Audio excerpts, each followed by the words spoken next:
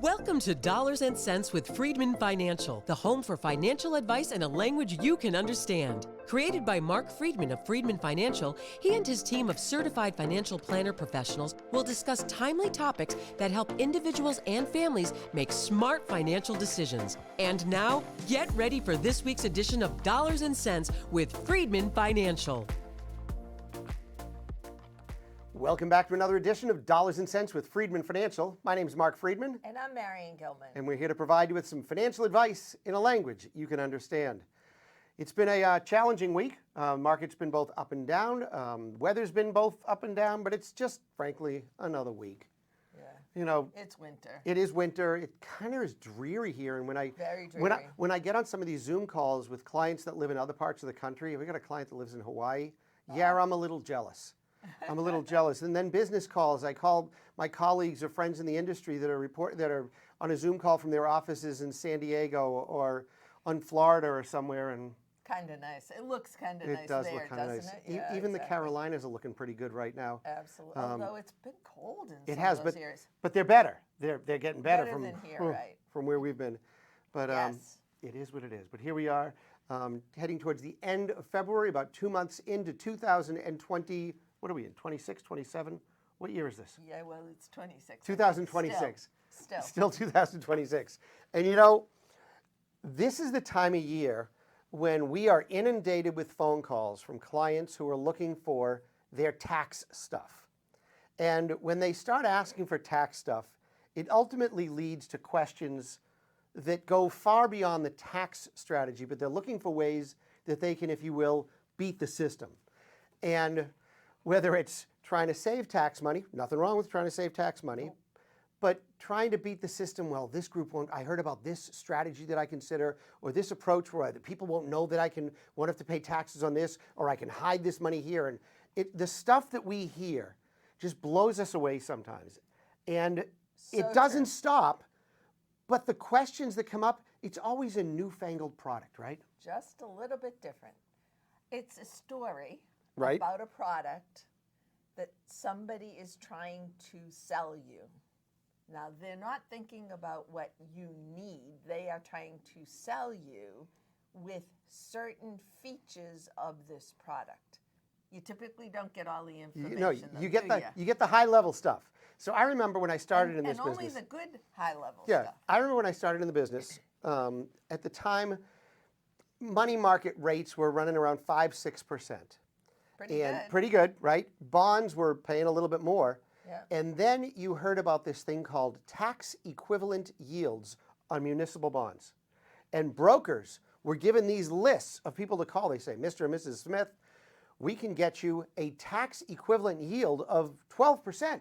So what is a tax equivalent Well, why yield? don't you help explain what that is, Barry? I can tell you what so a tax equivalent yield. So municipal bonds, the way they work, they are issued typically by the states, and for certain purposes, not all municipal bonds, but the majority, when they're issued for, let's say, schools or roads or all of that infrastructure, they are, in fact, the interest on them is tax-free at both the federal level and the state level. If you buy a state municipal bond in your own state. Right. So we live in Massachusetts, you buy a Mass Muni, and it is both federal and state tax-free. So a tax equivalent yield, because these municipal bonds have lower interest rates to go along with the fact that they're tax-free, what people will say is, or what the brokers will say is, okay, well, you know, a tax equivalent yield on this bond, even though it's only paying 3.5%, the tax equivalent yield is 5.5%. Well, how do they come up with this? That is what you would have to earn on the bond, the interest that would have to be paid in order for you to net after taxes the 3.5% that it is currently paying. However, there's a caveat here. If you're in the 10% tax bracket, most municipal bonds make no sense whatsoever. Right. And when they tell you a tax equivalent yield, they typically do it at the highest tax rate, which is 36%. Right. There's a huge assumption that's made by the brokers. Number one, Correct. they assume that the person that they're calling is in the highest tax bracket. Bad And assumption, that's a number one. terrible assumption Correct. for them to even consider that because they don't know. Right. So they're assuming that you're in the tax equivalent, the highest tax bracket. Secondarily, they're saying the word tax equivalent yield, but they know that you're only hearing yield. Well, Okay? that's the other part of it. They know that when they say you're getting a tax equivalent yield of 7%, they hear you say 7%. And tax equivalent yield means nothing to that person because this person's probably never even invested in municipal bonds. And by the way, we don't need to get into this too much because that isn't even the point of the story. There's more of these types of things. Today I got a call from a guy who said, I have this big IRA account and I'm looking for a way to shelter taxes so that when I take money out, it will be tax-free, and I want to be sure that it's protected in the event there's any type of liability claim against me, that it is completely protected. And I have found through thousands of people that have done this already in a state outside of Massachusetts that I can move my IRA there, roll it over, and I can put it into an account where it'll be owned by myself and perhaps my wife and my kids, where we're all members of this new not-for-profit society, move the IRA over, not have to pay any tax, and when I do move it out, when I do pull the money out, everything comes out tax-free. Really? And if that was true, everybody would do it. But I think, and I'm still working this thing through with him, but I think what he heard was he said, well, when you remove the money, it's tax-free. And that's very possible if you paid the tax on all the money in your IRA first and do something that's very similar to something called a Roth conversion. That's right. But maybe there's the element of putting it into some kind of a foundation or whatever. I don't know. But he is so excited about this and so gung-ho and so willing to write a sign on the bottom line. And I'm like, hold on a second. I don't think you're hearing the whole story. And we hear this with a number of things. What's something else we've heard? Well, the Roth conversions, I think, is something to pay attention Yeah. to as well. Because I don't think, so you can convert from a traditional IRA to a Roth IRA. When you do that, whatever amount you take out of the traditional IRA that you are converting, you pay tax on. So a lot of clients will get all excited about this strategy and say, I want to convert because then when I take it out of the Roth, it will be tax-free. What many of them, however, are doing are paying higher taxes up front to take this money out so that their kids don't pay any tax later on. Yeah. And you know what? That might be okay for you if that's what your strategy is, but understand that that's what the strategy is. It's not that you're not paying any more tax. Yeah, you know, the advice that we're trying to give you is the answer to most items that are proposed to you is it depends. And people hate that. People want an easy, simple strategy, a simple solution. Like we had a client that was in the office this past week who has been taking large sums of money out of his account and taking from his IRA. He doesn't need the money. He's taking it out, paying the tax, and giving it to his kids. Which might sound okay. You want to pay the tax, you want to do that, that's fine. And he's on the assumption that the kids are investing that money. Huh. He was giving them the money because he thought, well, I'm giving it to them and paying the tax now because when I die, there's going to be an enormous tax liability to my children. And I said, why do you think that? He thought that when he died, all of his IRA and his spouse's IRA would get paid out to the kids and they'd have to pay tax on it. That's not the case. Bad assumption. That's not the way that rules work. That's right. Now, there's a lot of exceptions. There's a lot of things that can happen here, but that's not the way it's going to work. And he was planning that the kids were saving this money for their future. What he soon learned a week later when I asked him to ask the kids what they're doing with the money, how are they investing it? Because he said, look, I'm sure they're investing it far more aggressively than I am because I'm older and I want to be more conservative. He found out they spent the money. And he's horrified Apparently, he didn't get the whole story. He only got part of the story. And we continue to hear this more and more and more from clients. I had another client, tax time, calls, and he says to me, Marc, I'm trying to qualify for a mortgage. And the bank wants to know what kind of income I have. And my 1099 will show me the dividends that I have for income. And he says, but I also want to consider the $2,000 a month that I take from my investment account. And I have to show that to the bank. No, not necessarily. What is it that the bank wants? What the general public and what people tend to think is of what they ask for, provide us with what your income is. Is this your earned income?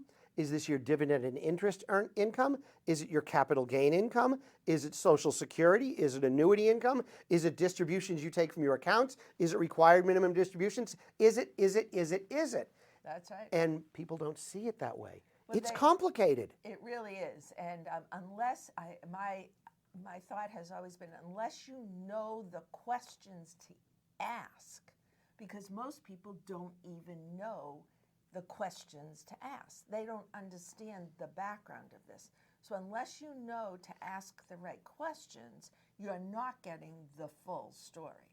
And you need to be very careful because that can really trip you up. Yeah. And you know what questions we're not getting these days? No one's asking us about cryptocurrency. But a year ago, 2 years ago, everybody was asking about it. Although it's my understanding that of the younger generations, that at least 50%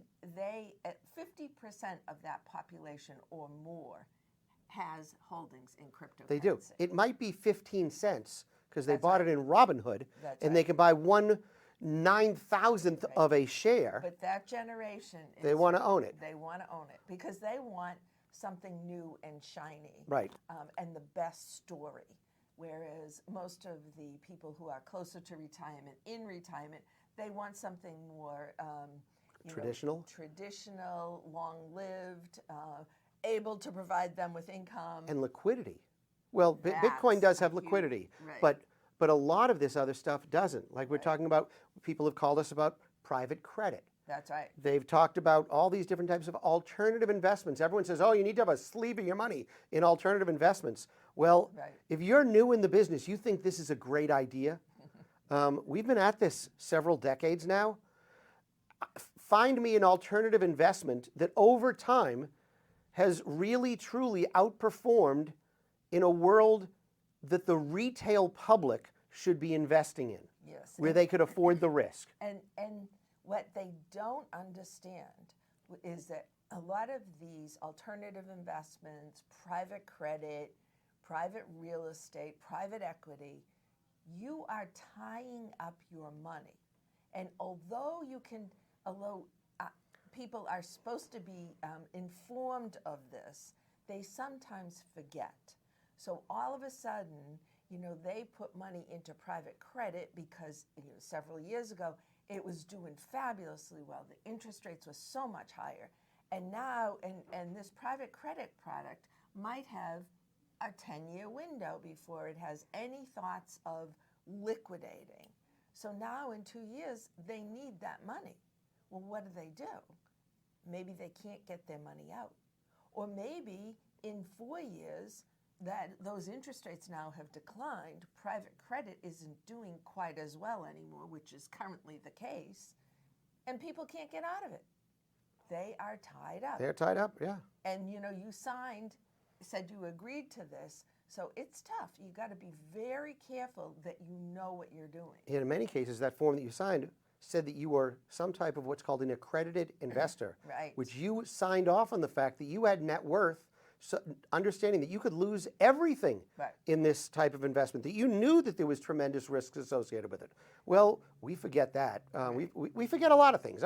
We all do that stuff, right? Yes, absolutely. And you're also saying that whatever you're putting into this private credit product is less than 10% of your net worth, or depending upon your age, it's a different percentage. But you need to be sure you're not tying it all up and you're agreeing to that. Yeah. So you need to be very careful before you sign on the dotted line. And look, you've all seen the announcements of the price of metals, precious metals, Yes. gold and silver shooting up, right? Right. It's bounced around a bit, and yes, it's higher than where the average has been. But I always find it interesting. If gold is such a great purchase right now, why aren't there more we'll pay cash for your gold stands at the mall and all the other places? You don't see those places around anymore, do you? Because no one has that kind of money to pay for your gold. Right. No one's doing that anymore. You go to the local jewelry shops right now and you ask them, how much gold are they selling? And they'll tell you, nothing. They got a lot of it sitting, stored away in their vaults or whatever, but no one's buying these metals because they're so darn expensive. So does it make sense to invest in them when they're sitting at an all-time high? Well, it's the same mistake people make when technology stocks are up high or AI stocks are up high and they go, oh, it's the trend. I got to buy the Magnificent Seven or whatever it is because it's doing so well. Well, these go in cycles. When you're working with a firm like ours, we want you, number one, to have a strategy that aligns with your financial goals. Number two, we do this by understanding where everything is and what everything is worth in your financial life. We understand who owns it, who's going to get it if you die, all of those implications. We then look at what sources of income do you have that are coming into the house? What are the big expenses that are going out of the house? And then we build that portfolio that aligns with your overall goals and objectives. And the big thing that we do in our office that I think we're pretty proud of, we don't want you walking into investments where you're handcuffed. That's right.